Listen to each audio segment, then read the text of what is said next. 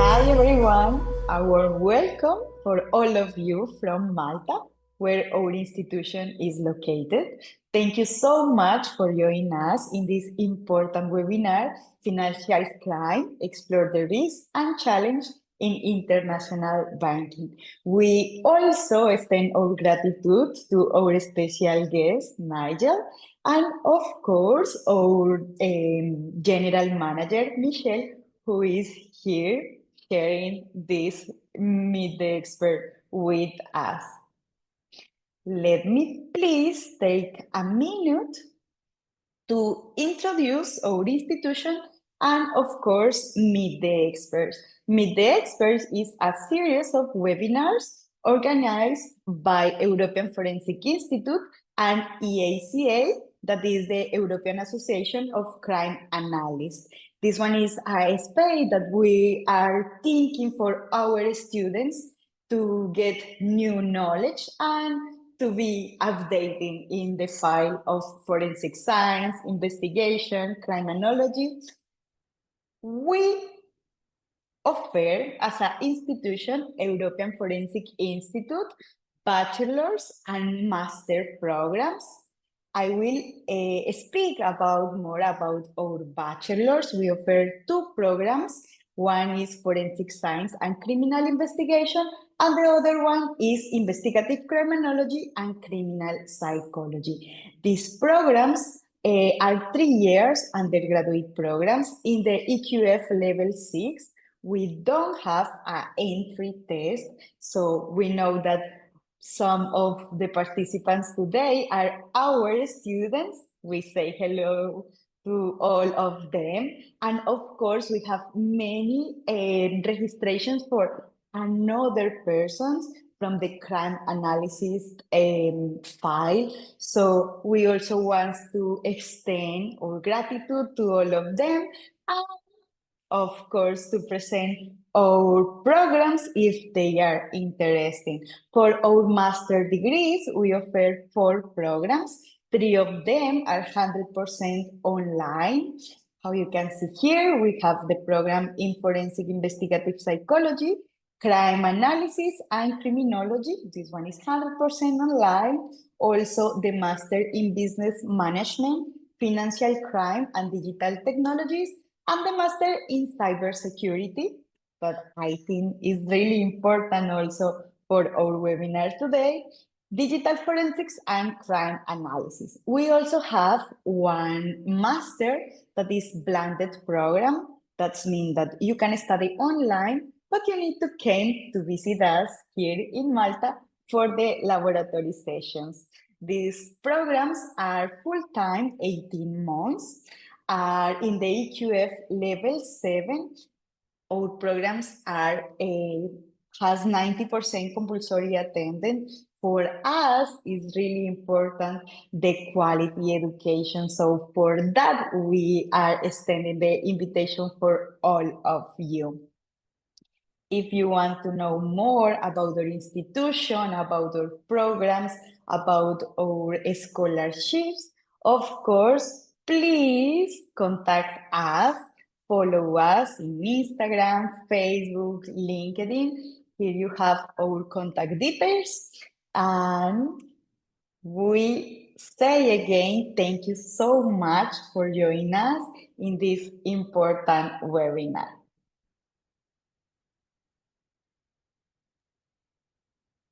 All right, thank you very much, Norma, for the introduction to the European Forensic Institute. So good afternoon, good morning, and good evening, wherever you are. Good evening, Nigel.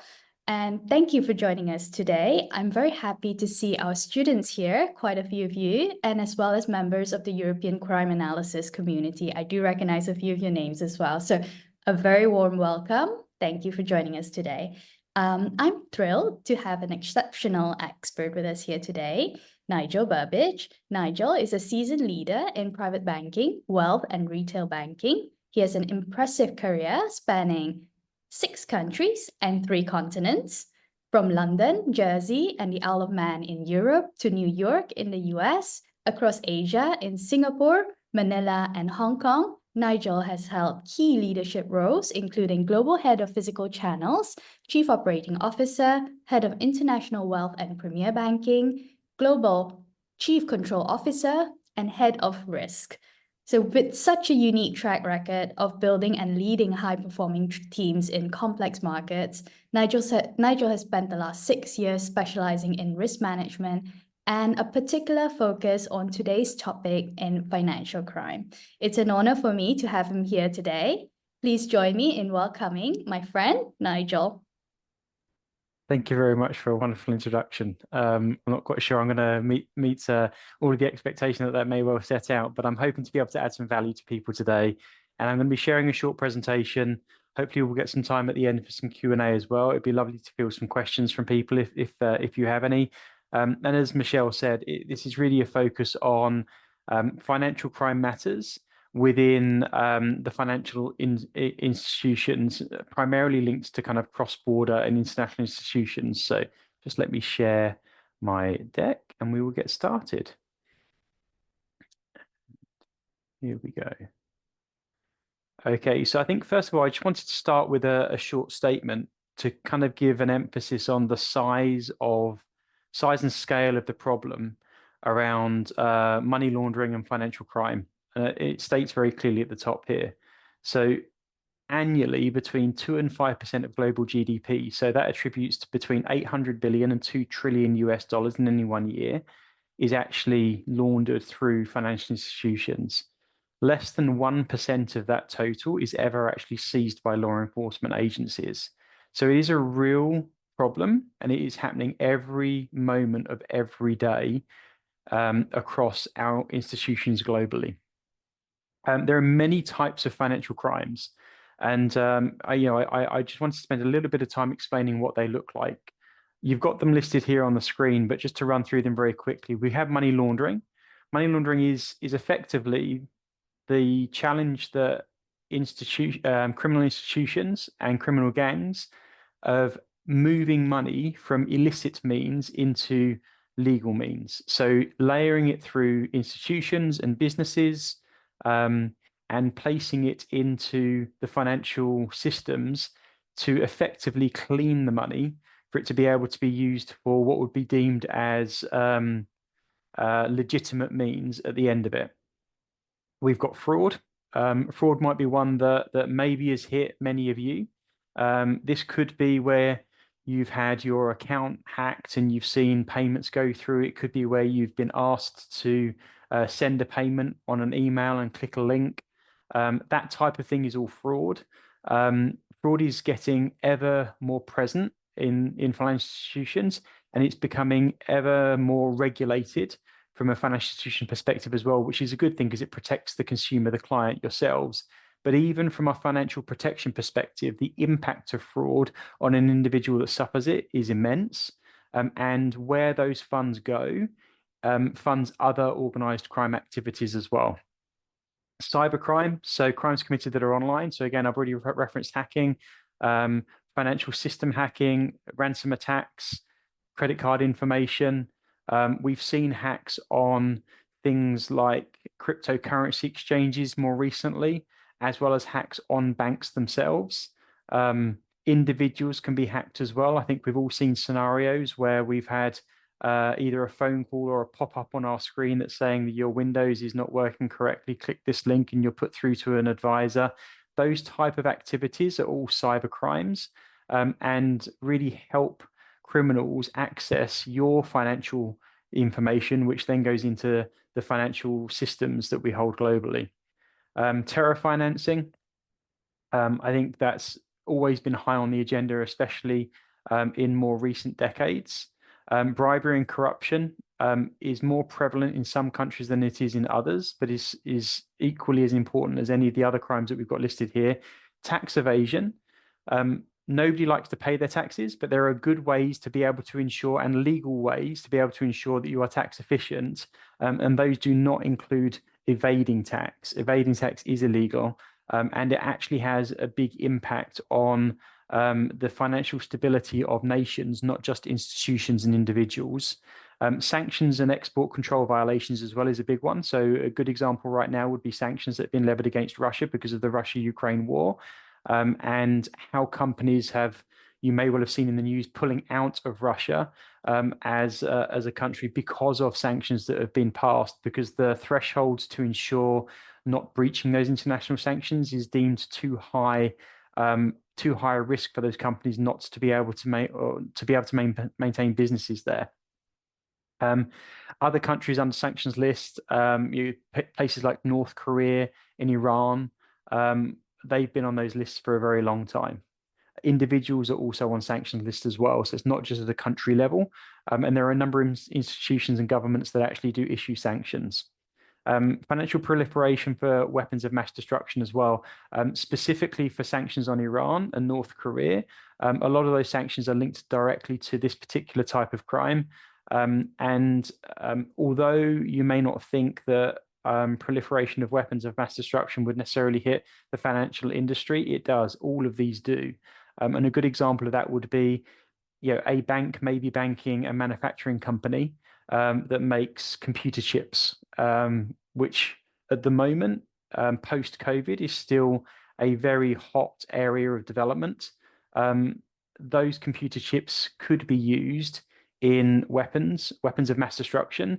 And so where those computer chips are manufactured, how they're being transported, and where their end source is of great interest to institutions and governments globally, and any third parties that are using those, and other types of manufactured goods as well that could be, to the first view, be very open and legitimate. Again, computers or other tech type activity that's packaged very well. And if you think about how that could be unpackaged and deconstructed, and the units within those be used for other illicit means, that's the type of thing that we see around the proliferation of weapons of mass destruction.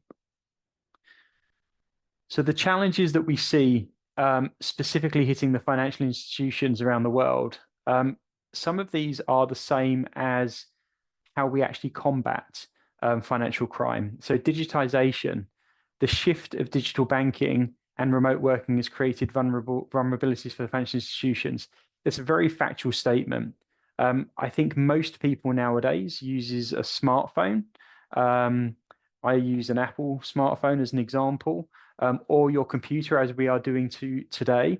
So rather than going into a physical location to have an interaction with an individual, we might use a remote interactive tool, be it a phone, be it a laptop, be it a tablet.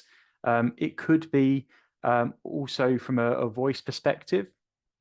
And the leaps and bounds of technology create a really difficult environment for institutions to actually keep up. And that's because the bureaucracy and the time and the finance that's needed to put into those developments is split between driving business and managing risk. And driving business has an element of managing risk at the same time, but it is not an easy balance to maintain. And the truth of the matter is that criminal organizations are a lot more agile and are able to enhance their own technology much quicker than most governments, most third-party organizations, most financial institutions as well. Third-party risks, talking about third parties. So a lot of things are outsourced nowadays. So with continued outsourcing, there is a responsibility on institutions, or FIs, I'll just call as financial institutions to FIs, to ensure that those risks are being taken into consideration, that there are relevant controls in place.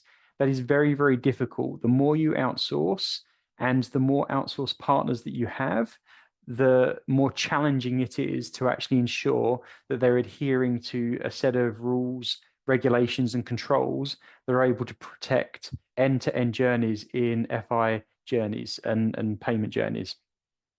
Evolving criminal tactics, I touched a little bit on this in digitization, but the constant development and utilizing new technology and more sophisticated technology to exploit financial systems is one huge challenge that has always been there and always will be there, again, for government institutions as well as financial institutions. And complexity.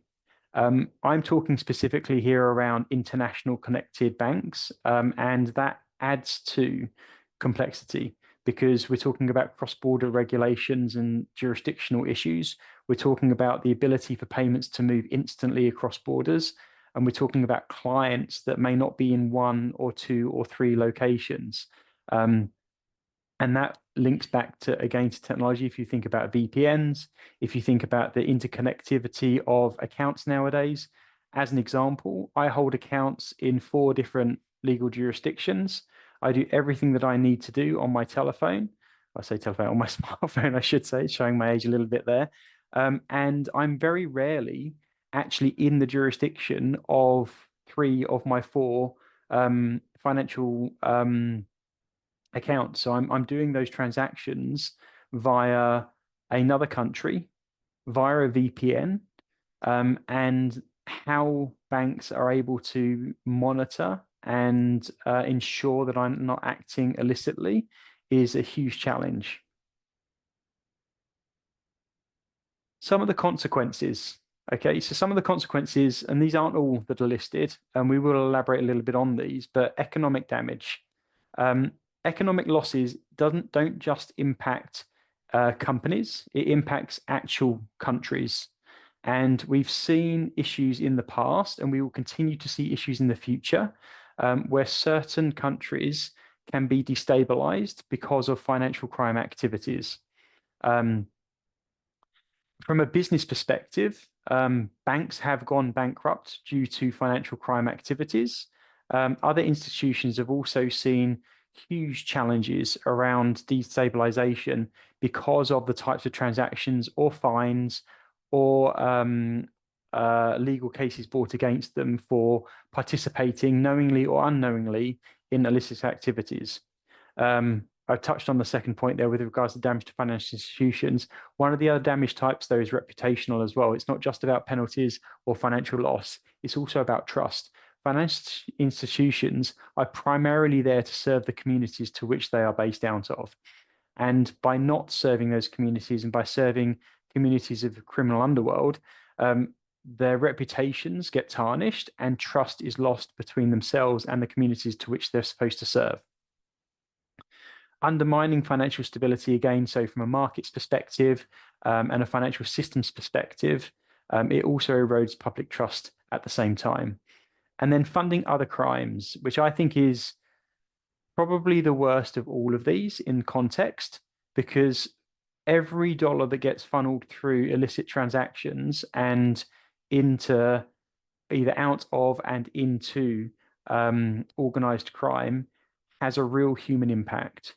And we're talking about drug trafficking, we're talking about terrorism, we're talking about other forms of illegal activity like people smuggling. And the impact is very, very real. And I can guarantee you that at some point or another in your lives, you would have met people or walked past people that have been impacted by all types of criminal activity, specifically human trafficking, and not even being aware of it at the time. So I've got a couple of case studies that I wanted to run through with you. They've been anonymized, but these are actual events that happened. And these are from my many years of experience across multiple jurisdictions. And these are not from any particular bank. So I won't be mentioning any bank's names, but these events did actually happen. So the first one is an example where we see individuals utilizing international connectivity to commit money laundering and fraud.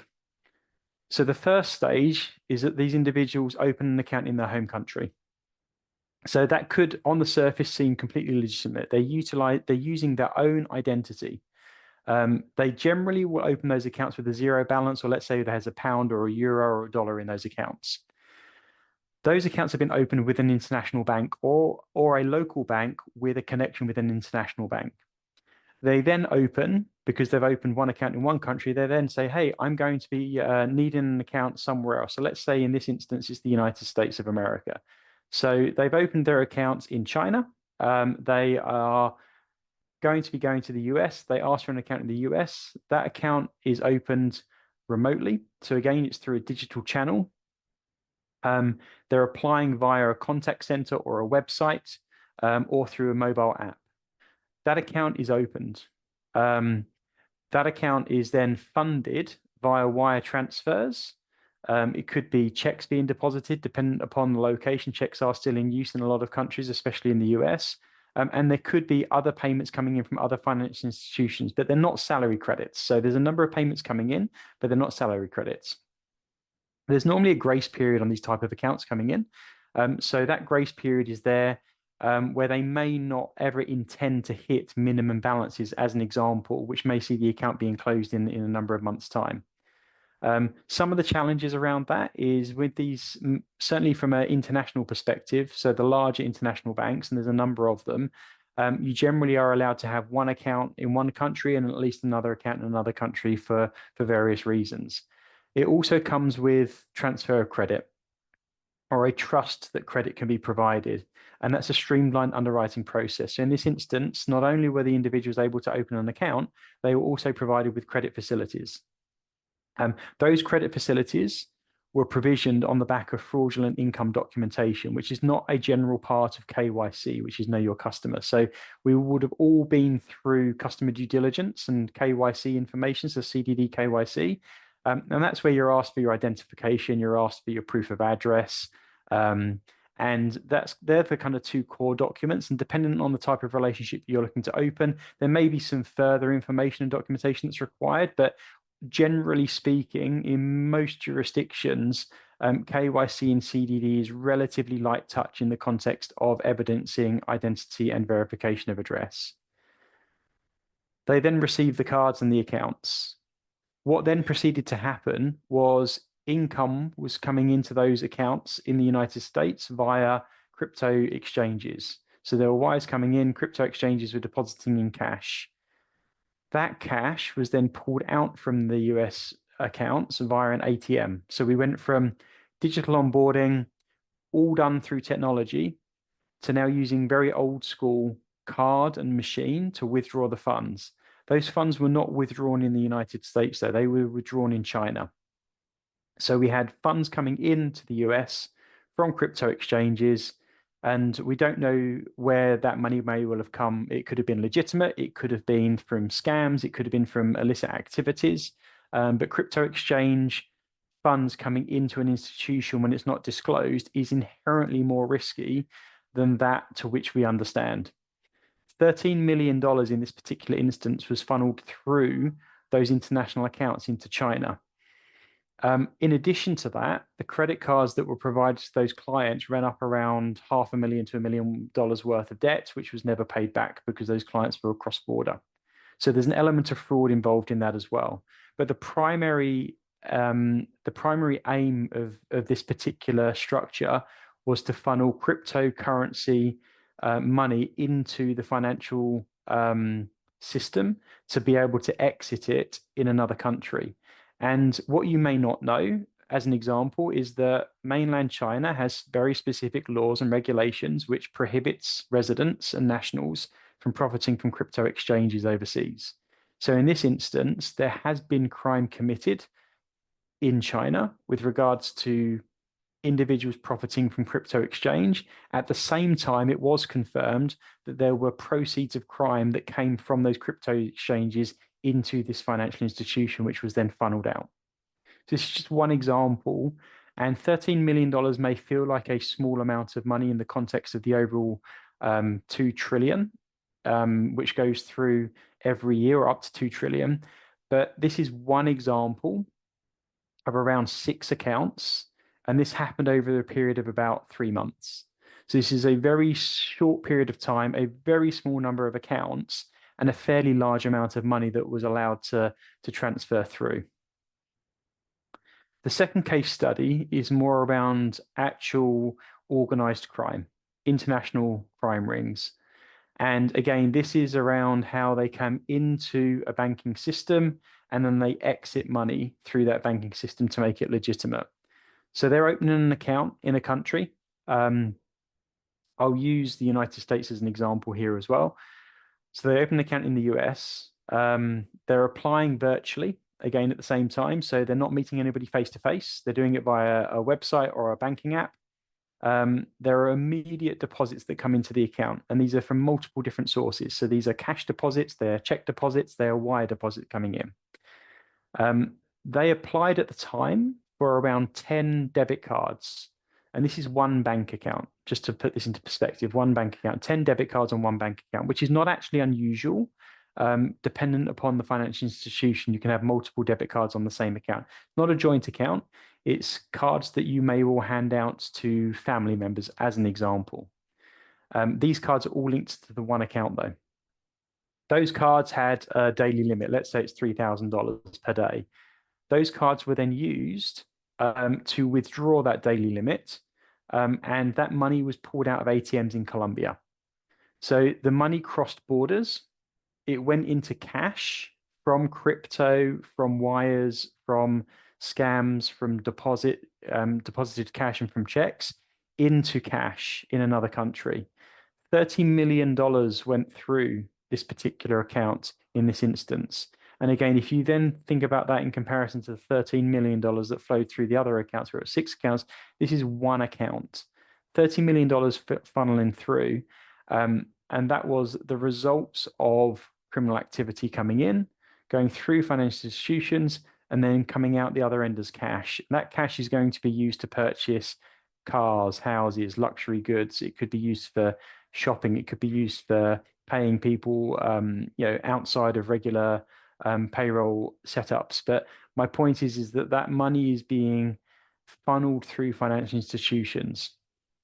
And we'll come on in a moment to how we combat that and what that looks like in the context of the challenges that we see in financial institutions around how we can fight this, because there may be some questions popping into people's minds around transaction monitoring alerts and the likes, and I'll cover that in just a moment. So combating financial crime is a constant challenge across all financial institutions, and there are a few stones that really help us to hone in and try and ensure that we're one step ahead of any criminal activity.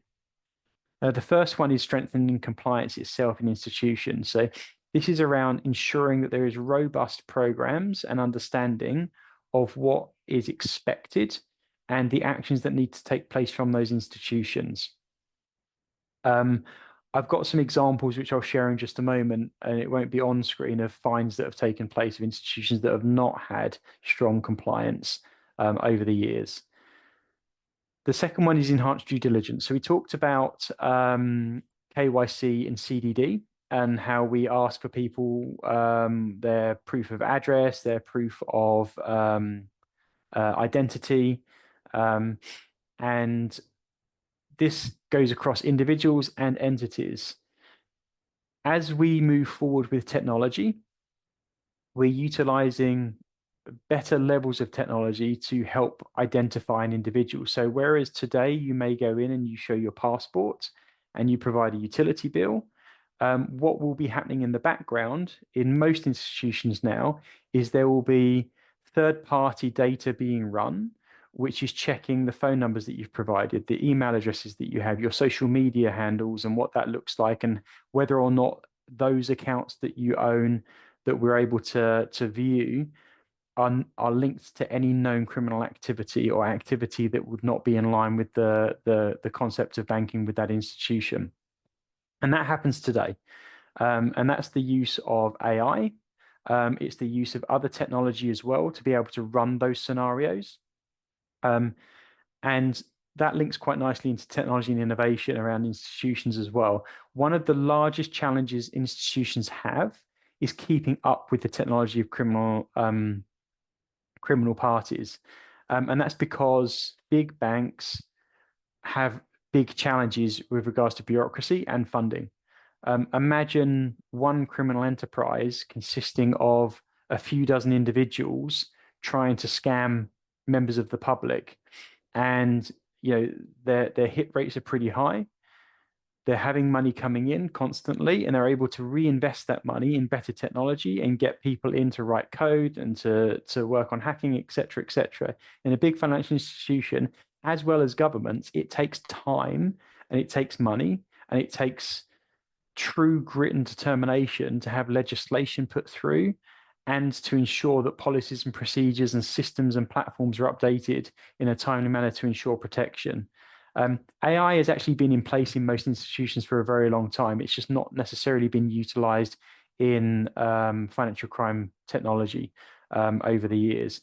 And coming to this one around transaction monitoring as an example. So traditional transaction monitoring in most financial institutions has about a 2% hit rate. So for every 100 transactions that they pick up, 98 of those 100 transactions are legitimate transactions for clients going through. And I'm sure we've all had it where you've tried to do a wire or some sort of faster payment and it gets blocked and you have a call from your bank and then you need to speak to them about it and get it unblocked. It's very frustrating. Well, for every 98 of those that are genuine, there's 2 that are not. It's a very low hit rate that has a very big impact on clients.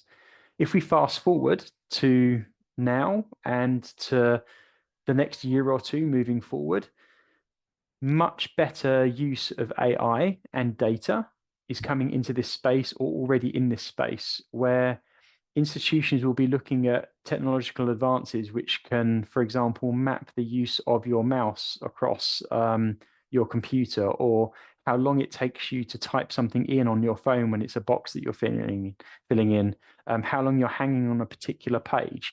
All of that will be being collected using technology now to build a profile as you as a client, so that when you're making a transaction that is genuine, it's recognizable. But if somebody is hacked your account, or if you are behaving suspiciously in what that looks like, and that could be a delay on a page, it could be, mistyping something, that could lead to a transaction being picked up, which then stops illicit funds going through. So these are all technological advances that are happening in the industry at the moment, and we'll continue to see that push through as time goes on. Collaboration and information sharing, one of the most important things that could happen, one of the most challenging things to happen.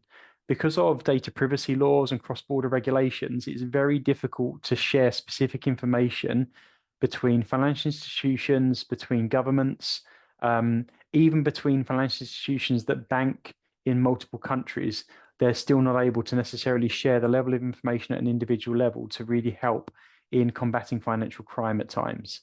So there needs to be a continuous push on ensuring that we are at the forefront of challenging regulation and challenging jurisdictions to be able to better protect the financial institutions that we rely on, so that they're able to proactively identify and stop financial crime from happening.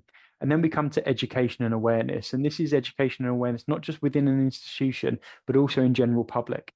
I mentioned earlier about fraud and about protections in fraud from a regulatory perspective on most individual clients. There's an element of education that's also needed.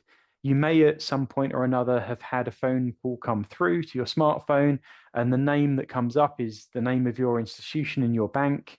And you answer that, and they say that there's an issue that they need to talk to you about, and they ask for PIN numbers and all sorts of things like this. If that happens, don't talk to them.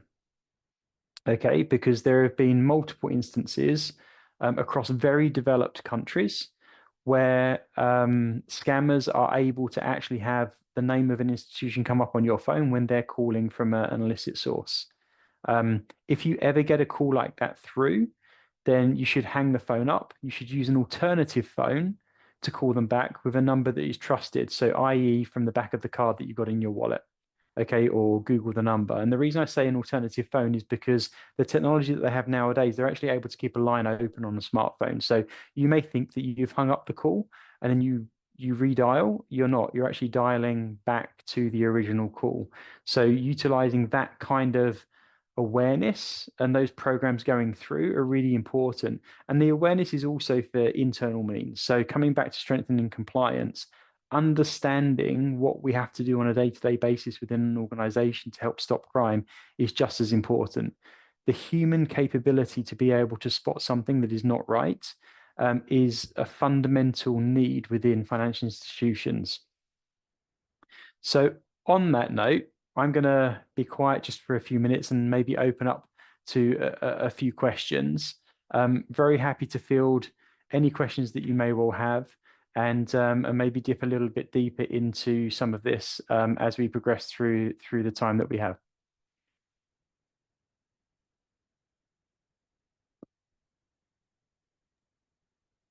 Nigel, thank you so much for that presentation and introduction to financial crime, along with its risks and challenges from the very unique perspective that you have across all your experience and throughout the years.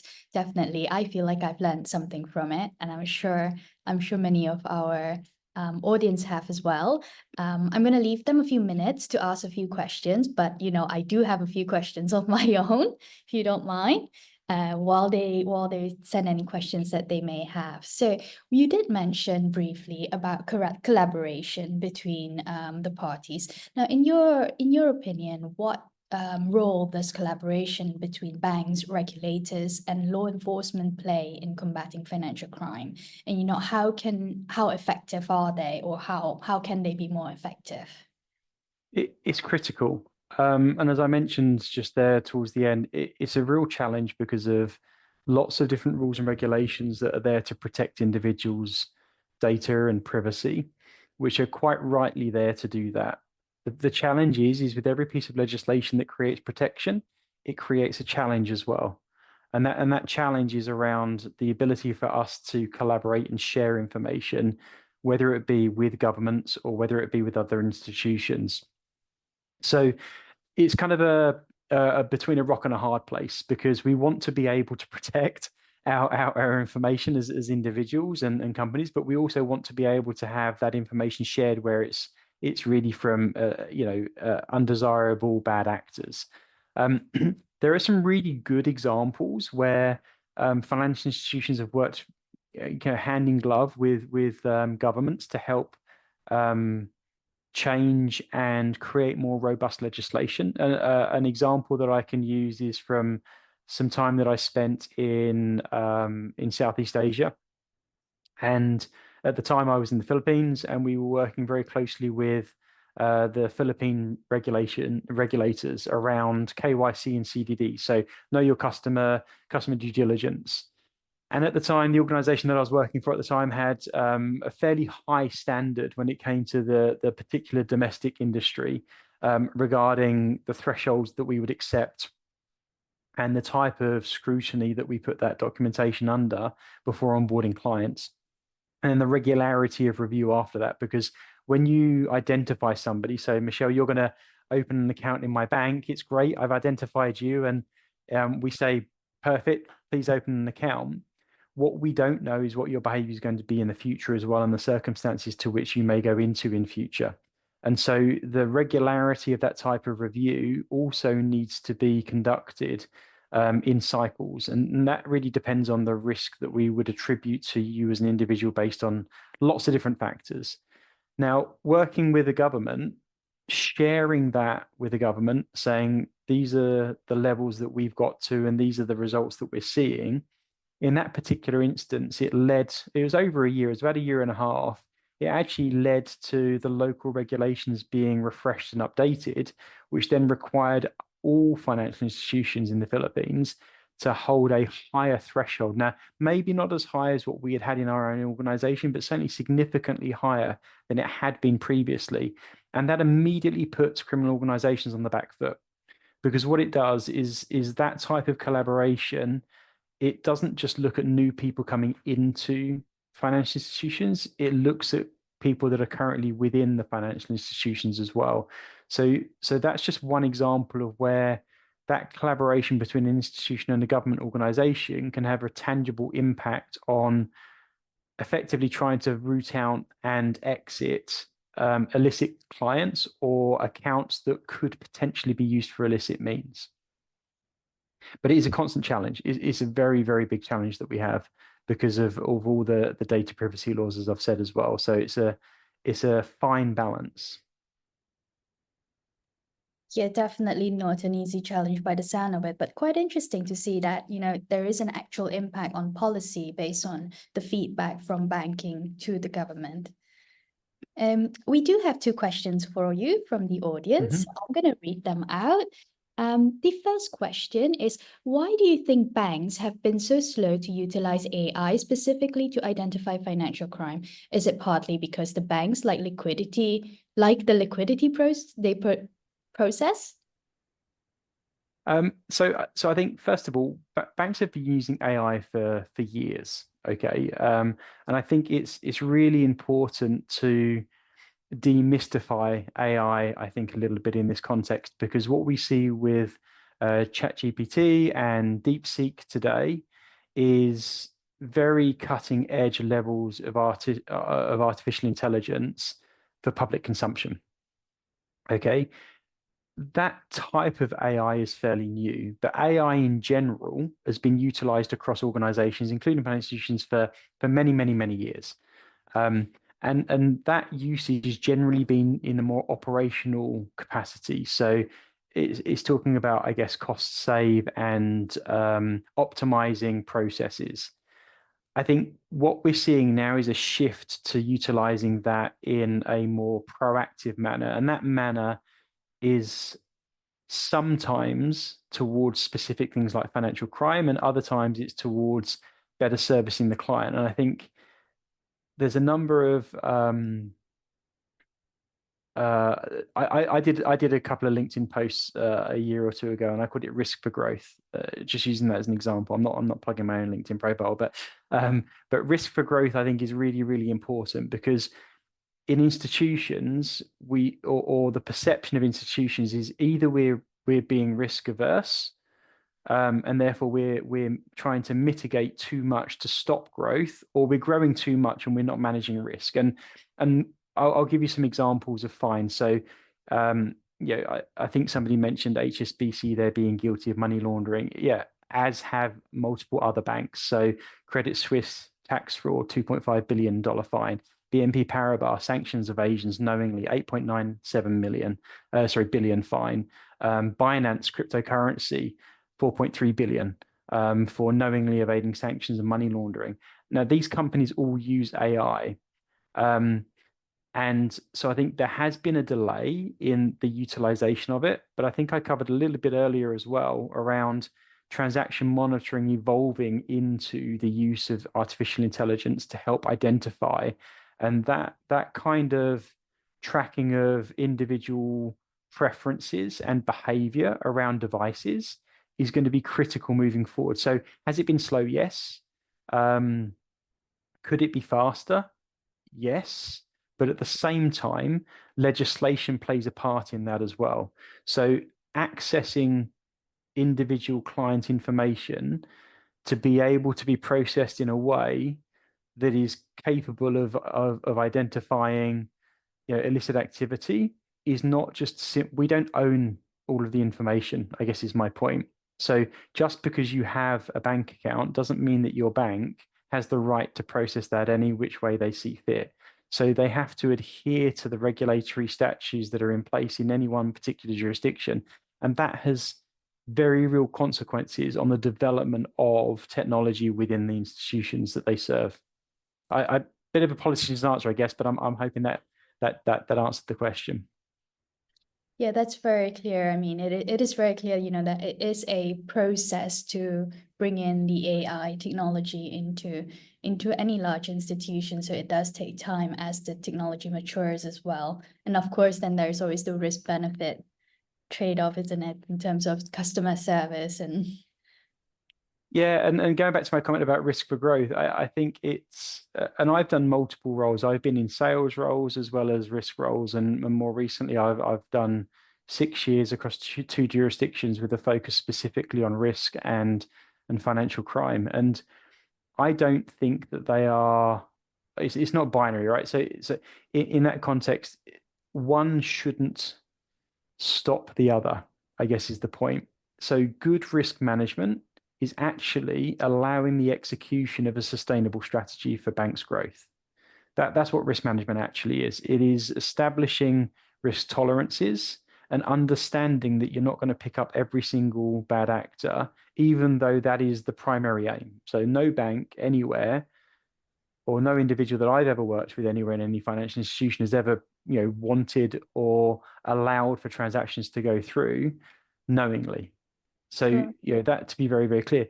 But at the same time, understanding the risk profile of an organization is about balance. It's the same as if you get in a car, right? So if you've been given a new car and you get in and there's no seat belts, are you going to drive it down the street?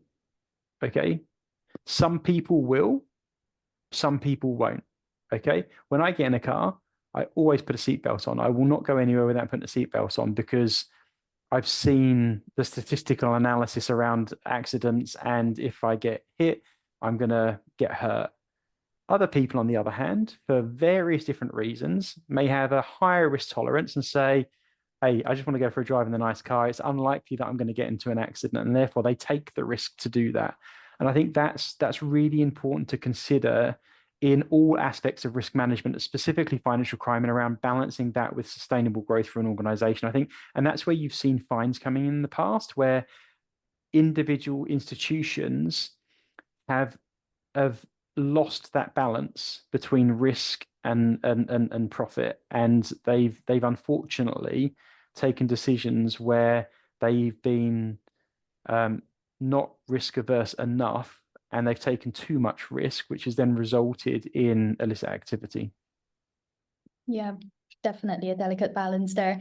We have another question that is Sure. related to AI. So it says, we have seen widespread deployment of AI tools. How will AI impact financial crime and what can we expect? So I'm not sure if this is coming more from the crime side rather than the banking side, I think.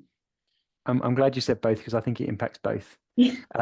So I think the development of AI is exciting. It's exciting because it's actually going to allow institutions to be able to work a lot quicker to fight financial crime.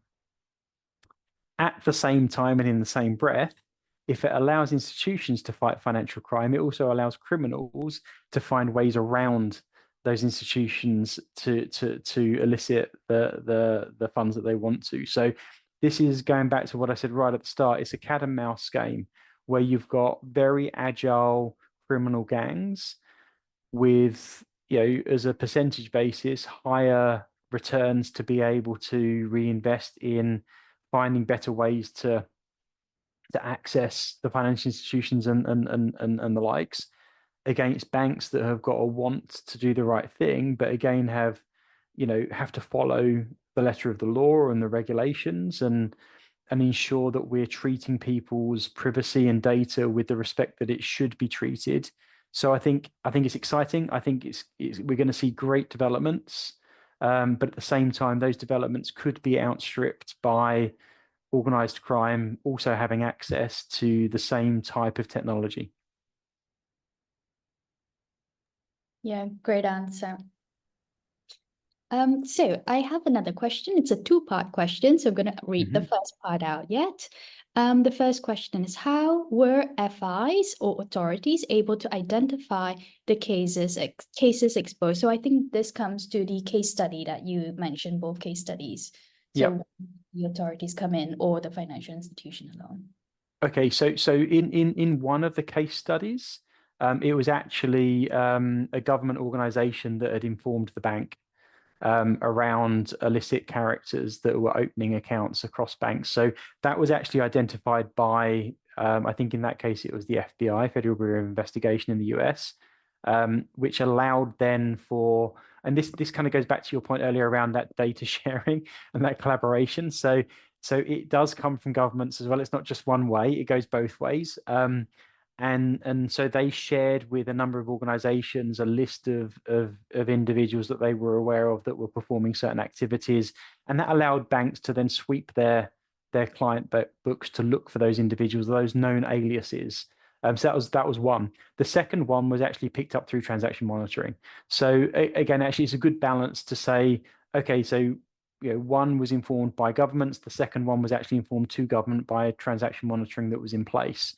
And unfortunately, still, it's only a 2% hit rate, generally speaking, on traditional transaction monitoring mechanisms. But like I said, that's ever evolving. And that's a very broad number. But most institutions are now investing heavily in data and AI-driven decisioning around that transaction money, which will improve that. But they were the two.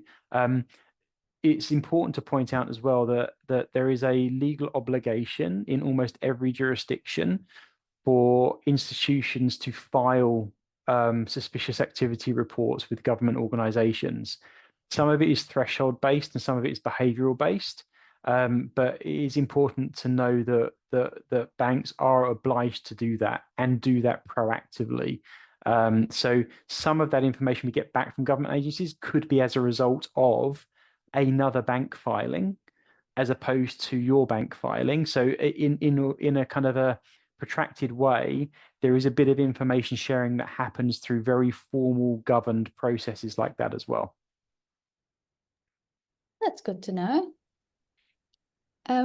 Then, of course, that drives home the point of collaboration between regulators, banks, and law enforcement, where we were speaking earlier. The second part of the question, where do scams being done through social media platforms that allow for live donations and withdrawals through gift cards fit into the picture of the fight against financial crime? Ooh. That's a really good one. So from a financial institution perspective, if it's through gift cards and third-party applications, it doesn't generally hit the financial institutions and their infrastructure. And it's a really good question that gets raised because there is more of that being seen now than there has been historically. And especially gift cards linked to places like Amazon as an example, or one of the, or it could be any other big online online company, because they're able to churn those cards or those gift cards or virtual gift cards on a fairly quick basis. So that wasn't a direct link to that particular company at all. Just popped into my mind, but unless the money enters a financial institution, yeah, it's impossible for a bank to be able to identify that transactional nature. What you will see with those kind of things is the goods that they're purchasing could then be sold for, which then sees cash go into an institution. So there's an element of potential in the future, but not directly from gift cards and other third-party platforms like that. Yeah, that's interesting, isn't it? Because if they get a gift card and they spend it in the particular store, then it stays in the store unless it's a gift card that can be used across different stores potentially. Mm-hmm. Still, then eventually it's a long way to the financial institutions. Yeah, but it does happen. It does happen. And it's, if you think if you try and put yourself in the shoes of a criminal, you know, again, it's a risk versus return ratio, right? So for every $100 that they've managed to gain through illicit means, they're not expecting to get $100 clean.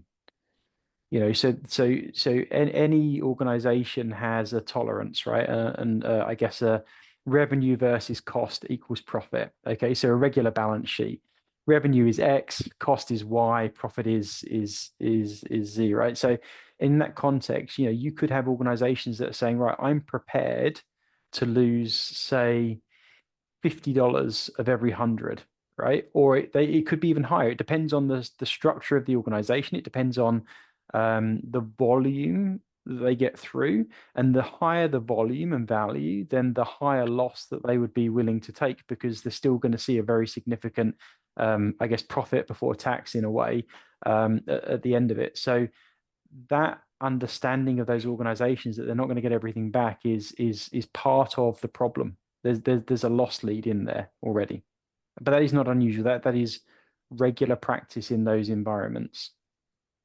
Okay, very clear.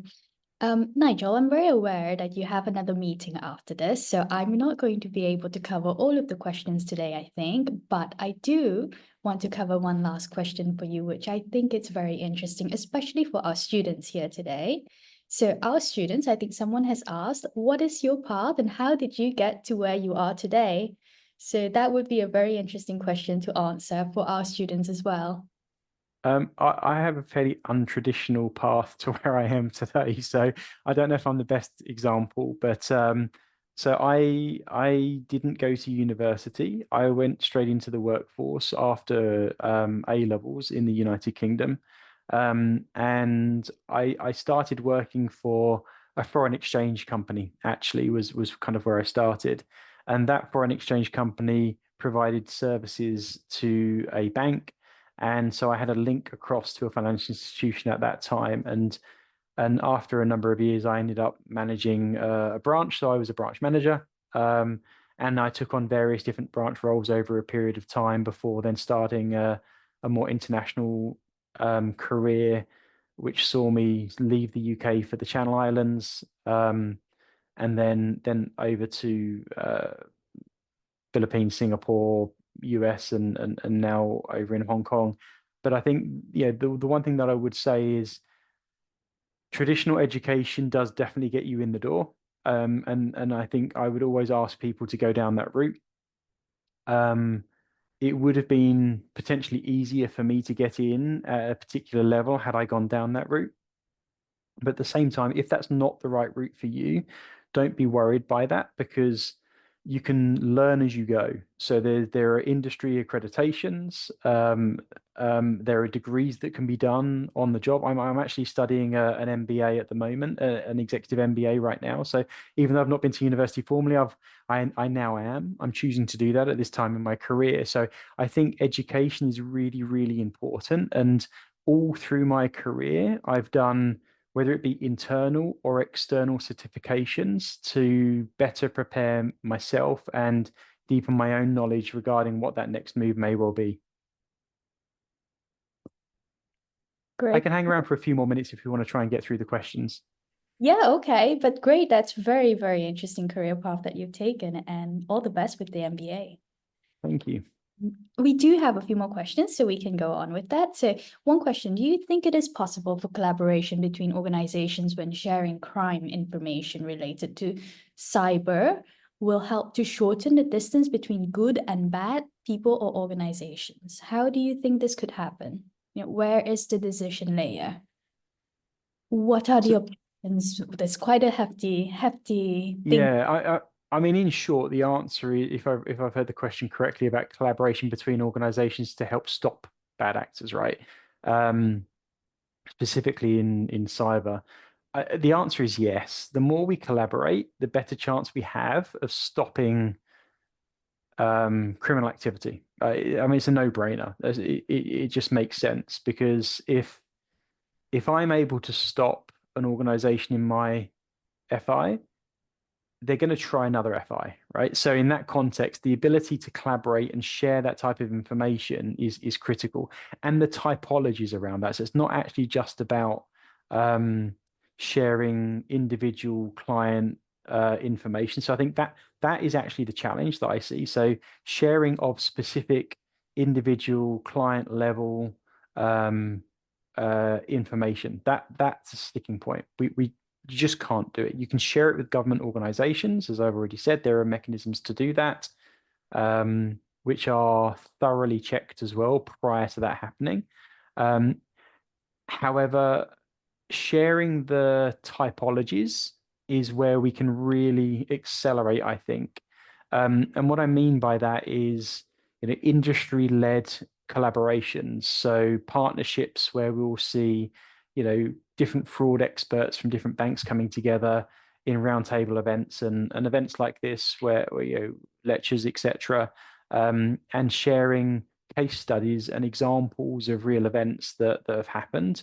Um, a good example of that would be somewhere around um, facial recognition, as an example. Um, so there have been various attempts to try and mimic through AI, in fact, facial recognition technology. So understanding those things happening in other organizations, because it may not be happening to your organization. So understanding that it is happening in the industry actually allows you to go back to work and say, hey, I'm aware that this has happened over at here. So we should be looking at what we can do to prepare ourselves, because if it's happening there, it's going to happen here at some point. And so I think that's really where the partnership model can come together quite quickly. The biggest challenge is when you're actually sharing actual information around that, and proprietary information as well. So, I've talked about transaction monitoring systems and all sorts of things. We can't share proprietary information about how that works, for obvious reasons. Risk ratings is exactly the same. Understanding how risk ratings are put together is, if we were able to share that information widely, it would also get into the hands of bad actors at the same time. So I think they're the challenges that we see. Yeah, absolutely. Good point. Do you have time for another question? Yep. Last one. Okay.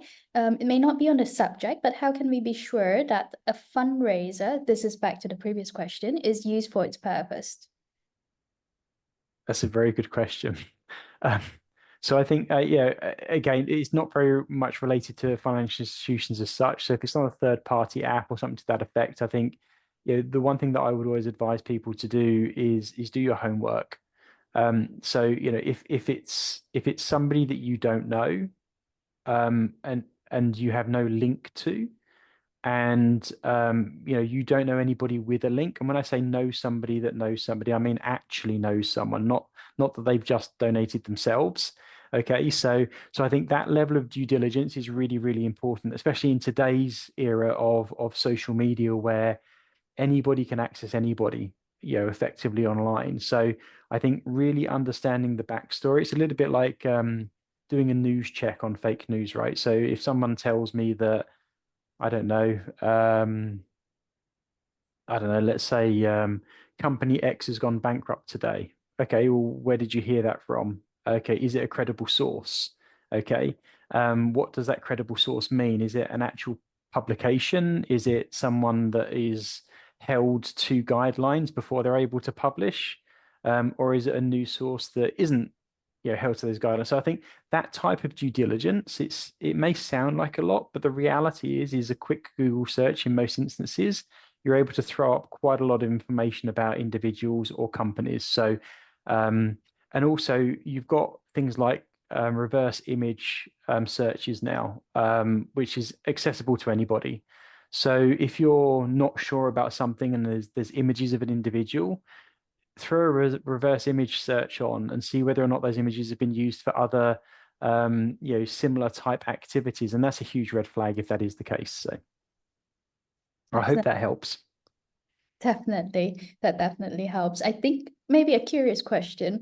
So the financial institutions, they're not going to refund you if you make a transfer for this fundraiser. So do your homework, isn't that right? Well, interestingly, you should say that. It depends on the jurisdiction. Okay.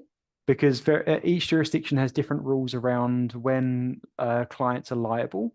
And so if you look at places like the United Kingdom and the United States, the protection against the protection for consumers is very, very stringent. And I'm not saying that you would get your money back, so you'd always need to check, but the protection is very, very high. If you move to other jurisdictions, it's much lesser, and the responsibility lays very much on an individual. So never expect it, but this goes back to the education piece. I think if you never expect to be made right from a transaction that takes place, it allows you to be more critical of the situation and to be able to actually try and understand whether it's genuine. If you immediately default to, well, I'm going to get made right anyway, yeah, it takes away the air of caution, which I think is missing today to some extent. And I think always err on the side of caution would be my advice. Good advice. Good advice. We know why you're in risk management for sure. But I do agree with your advice on that. Nigel, thank you so much for your time today. I think we really enjoyed that. I see most of our attendees have stayed right to the end, so that's a clear sign that everyone has enjoyed this. And I hope, going back to your point about collaboration, that we'll be able to do more of this in the future in one way or another, bringing together institutions together with law enforcement, crime analysis community, and also our students. Wonderful. Thank you very much for inviting me. It's been wonderful to talk to everybody today, and I hope I added some value. Thank you. You absolutely did. Thank you, Nigel. Thank you.